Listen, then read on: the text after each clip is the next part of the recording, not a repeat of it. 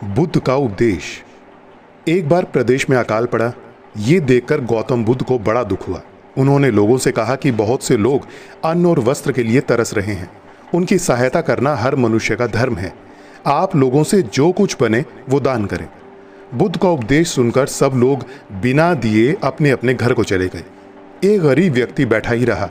उसने सोचा कि मेरे पास तो ये वस्त्र हैं, अगर मैं इन्हें उतार कर दे दूंगा तो नंगा हो जाऊंगा। उसने फिर से सोचा कि मनुष्य बिना वस्त्र के पैदा होता है और बिना वस्त्र के ही चला जाता है।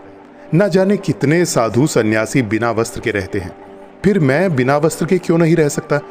उसने अपने वस्त्र उतार कर बुद्ध को दे दिए। भगवान बुद्ध ने उसे आशीर्वाद दिया। वो प्रसन्न होकर घर की ओर चल पड़ा।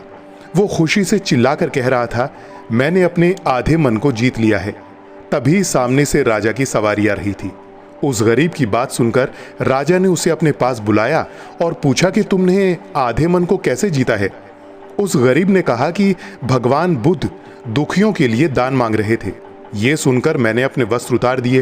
पहले तो मेरे मन ने इनकार किया, फिर मैंने उसे समझाया कि मनुष्य बिना वस्त्र के पैदा होता है और मृत्यु होने पर साथ में कुछ भी नहीं जाता। राजा उसकी बात से बड़ा प्रसन्न हुआ। उसने मोतियों का हार और कीमती वस्त्र उसे दे दिए। उसने वो सब ले जाकर भगवान बुद्ध के चरणों में फिर से रख दिए। बुद्ध ने उसे हृदय से लगाते हुए कहा, जो दूसरों के लिए अपना सब कुछ दे देता है उसकी बराबरी कोई नहीं कर सकता। दाता दाता चले गए, रह गए सब कंजूस। दान मान समझे नहीं, लड़ने को तजबूत।